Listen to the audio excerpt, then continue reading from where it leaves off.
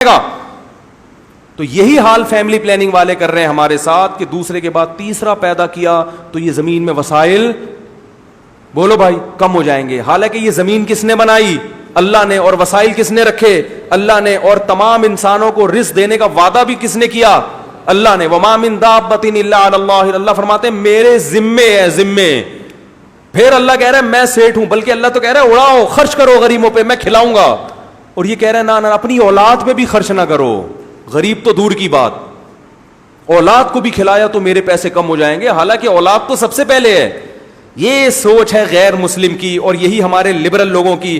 تبھی ایک کنجوس در کنجوس در کنجوس اور دولت جمع کر کر کے ہم نے علماء کے ساتھ وقت گزارا ہے، بزرگوں کے ساتھ. خدا کی قسم ہم نے دولت مند علماء بھی دیکھے ہیں، غریب بھی دیکھے ہیں، مگر نہ غریب کے چہرے سے پتہ چلتا ہے کہ یہ غریب ہیں اور نہ دولت مند کے چہرے سے تو لگتا ہے دولت مند ہے. ایسے بڑے بڑے دل اتنے. میں جب مدرسے میں گیا میرے شیخ و مرشد، ان کو کسی نے کوئی ہدیہ لا کے دے دیا بڑی رقم، ساری بانٹ دی انہوں نے نا طلبہ میں، اور خود زیرو. تو جب ہم کو اتنی بڑی عیدی ملی نا، ہم نے کہا اڑے تو ٹائٹ عیدی ہے. میں نے کہا یہ کیوں؟ انہوں نے کہا ویسے ہی. تو پھر وہ ہمارے استاد سے میں نے کہا وہ انہوں نے تو بڑا ہدیہ دے دیا ہم لوگوں کو، یہ سب طلبہ کو بانٹ دیا اتنا.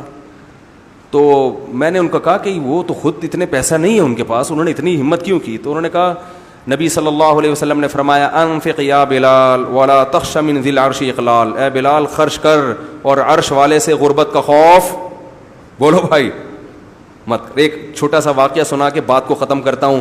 علماء کے ساتھ اٹھا بیٹھا کرو، دل بڑا ہوگا. بزرگوں کے ساتھ رہو، ان کی سخاوت کو جب اپنی آنکھوں سے دیکھو گے تو دل کیا ہوگا؟ بڑا. اور انہی لوگوں میں گھسے رہو گے نا جو تمہیں کیلکولیشن کر کے ہر وقت، تو اتنا سا دل ہو جائے گا ہر وقت کیلکولیٹر ہاتھ میں لے کے بیٹھے رہو گے، اتنے آئے اتنے گئے اتنے رہ گئے، یہ بھی نہ چلے جائیں، یہ بھی نہ چلے. دنیا مسافر خانہ ہے بھائی، کھاؤ پیو موج مستی کرو مر جاؤ. کب قبر میں تھوڑی لے کے جانا ہے. ہاں اڑاؤ نہیں، ضائع مت کرو، یہ ہم نہیں کہتے ضائع کرو.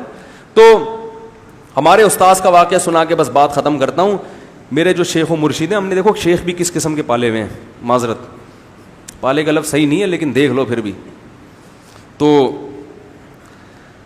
لوگ آج کل بزرگ میں پتہ ہے کیا چیز دیکھتے ہیں؟ بس ذکر تسبیحات، ایسا بالکل بیٹھا ہوا ہو، ہل ہی نہ سکے، بس اس طرح کا بزرگ دیکھتے ہیں.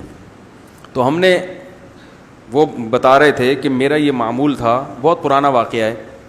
وہ کہتے ہیں میرا معمول ہے کہ میں صحیح بخاری اپنے بستر کے ساتھ رکھ کے سوتا ہوں. بعض لوگ صحیح بخاری اس لیے رکھتے ہیں تاکہ کھول کے لوگوں کو فرقہ واریت میں الجھائیں، ٹھیک ہے نا.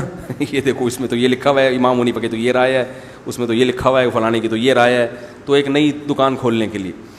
تو وہ انہوں نے صحیح بخاری رکھی ہوئی ہے. کہہ رہے میں نے یہ عزم کیا ہوا ہے کہ جیسے ہی کوئی حدیث سامنے آئے گی تو کم از کم ایک مرتبہ اس پر عمل لازمی کروں گا.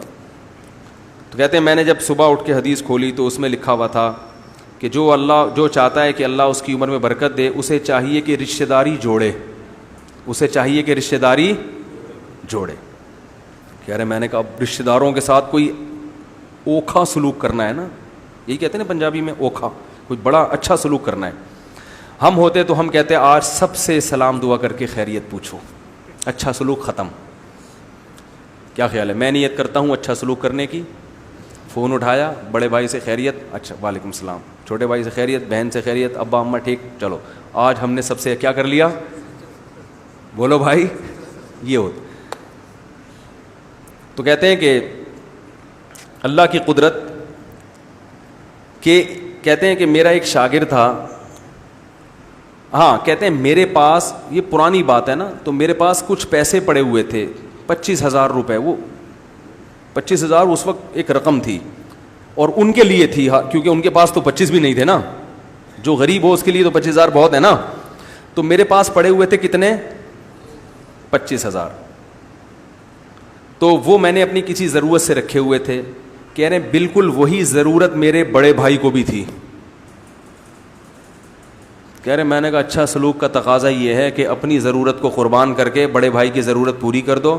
کہہ رہے ہیں وہ 25,000 میں نے اٹھا کے ان کو ہدیہ دے دیے، گفٹ کہ آپ کو گفٹ ہے. ان کو یہ نہیں بتایا کہ ایکچولی ضرورت تو مجھے تھی، مگر خون تو خون ہوتا ہے نا. ہمارے یہاں آٹھا نے کسی کو دے گا اور ڈائلاگ ایسے مارے گا مگر اپنا خون تو کیا ہوتا ہے. ایسا نہیں بس یہ جی ہدیہ دے دیا ان کو اور اپنی ضرورت کو کیا کر دیا قربان. کہہ رہے ہیں اگلے دن کیا ہوا کہ ایک آدمی آیا جو میرا ہی شاگرد تھا اور خاندانی کنجوس مشہور تھا. اس کے بارے میں یہ تھا کہ مالدار بہت ہے مگر آج تک اس نے کسی کو کبھی ہدیہ کوئی گفٹ اس کی جیب سے کسی کے لیے کبھی نہیں نکلا. کہہ رہے وہ آیا اور اس نے بڑی لجاجت کے ساتھ بڑی عاجزی کے ساتھ 2.5 لاکھ روپے مجھے گفٹ دیے جو بالکل توقع کے برخلاف. 2.5 لاکھ روپے گفٹ دیے. کہہ رہے میں نے کہا یہ 2.5 لاکھ ابھی میں نے 25,000 دیے اور کتنے آ گئے 2.5 لاکھ 25,000 کا کتنا ہوتا ہے 10 گنا. اللہ نے کہا نا 1 کے 10 دوں گا. اب یہ دوسری آزمائش تھی. ہم کہتے ماشاء اللہ آ گئے چلو جی اللہ کی نعمت.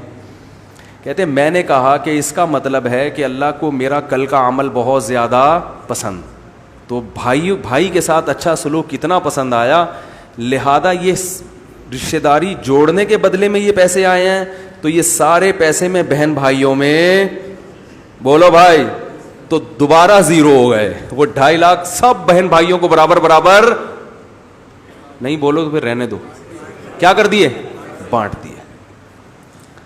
فیملی پلاننگ والے اس فلسفے کو بولو بھائی وہ جو ذہن دے رہے ہیں نا آپ کو اس میں یہ کہ اپنے بچے پہ خرچ نہ کرو. بہن بھائی تو دور کی بات ہے بھائی پیدا اس لیے نہیں کرنے دے رہے نا کہ خرچ کرنا پڑ جائے گا. صحابہ تو بیوہ عورتوں سے شادی کرتے تھے ان کے بچے لے کے پال لیا کرتے تھے اور یہ اپنے نہیں پیدا ہونے دے رہے. کیسی گندی سوچ بن رہی ہے کہ نہیں بن رہی لاشعوری طور پر. انگریزوں نے یہی کیا اپنی اولاد پہ خرچ نہیں کیا پھر کتوں پہ خرچ کرتے ہیں. وہ کتوں پہ کر رہے ہیں خرچ کیونکہ اتنی دولت لے کے کہاں جائیں گے اور بڑھاپے میں کتے ان سے ہیلو ہائے بولو نہیں کرتے. بڑھاپے میں تو انسان کو اولاد چاہیے بیٹیاں چاہیے بہویں چاہیے داماد چاہیے. خیر تو وہ انہوں نے سارے پیسے کیا کر دیے پبلک میں ڈیوائڈ. تو ابھی تک زندہ ہے ماشاءاللہ ابھی تک زندہ ہے کھا رہے ہیں پی رہے ہیں. تو میں نے جو میرے پہلے شیخ تھے جو ان شیخ کے شیخ تھے ان کو اس سے بھی زیادہ سخی دیکھا ہم نے. ان کو تو ایسا سخی دیکھا تھا کہ اللہ کی پناہ ہم تو کبھی کبھار حیران ہوتے یار یہ کرتے کیا ہیں. وہ جتنی آمدن ان کی زمینوں کی آمدن تھی وہ بڑے مالدار تھے اتنے مالدار تھے کہ وہ تو بھائی ہٹو بچوں ان کی جو زمینوں سے پیسہ آتا تھا نا ایسے بڑی گڈیاں رکھی ہوتی تھیں اور اس میں سے اپنے گھر کا خرچہ نکالا جو بہت معمولی سا ہوتا تھا وہ نکال کے باقی سارا فی سبیل اللہ. کیسے ہنسی خوشی دنیا سے گئے ہیں بالکل آخری دم تک چہرہ کیا تھا ان کا. یہ اتنا میں نہیں کہہ رہا آپ لوگ اتنی سخاوت کا مظاہرہ پلیز نہ کریں کیونکہ ابھی ایک بیان سنا ہے جب یہ بخار اترے گا آپ کو پھر جب جیب میں دیکھیں گے پیسے ہی نہیں ہے تو پھر میرے سے آ جائیں گے یار وہ سنا ہے کچھ زکوٰۃ وکات بھی ہوتی ہے آپ کے پاس.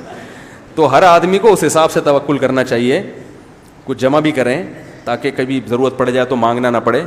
تو لیکن یہ جو ذہن بنایا جا رہا ہے لادین قوتیں یہ کنجوسی والا ذہن بنا رہی ہیں اور اللہ کو اوپر والا ہاتھ نیچے والے ہاتھ سے زیادہ محبوب ہے کیونکہ اللہ سخی ہے. نبی نے فرمایا اللہ سخی ہے سخاوت کو پسند کرتا ہے اور سخی آدمی اللہ کے بھی قریب جنت کے بھی قریب لوگوں کے بھی قریب. اور نبی نے فرمایا کہ جو کنجوس آدمی ہے وہ اللہ سے بھی دور اور جنت سے بھی دور جہنم کے قریب اور لوگوں سے بھی دور. لوگ بھی دور بھاگتے ہیں پیسے نہ مانگ لئے لیمو نچوڑے کم بخت خرچ کرے گا نہیں. اللہ تعالی ہمیں سمجھنے کی عمل کی توفیق عطا فرمائے. سبحانک اللہم و بحمدک نشہد ان لا الہ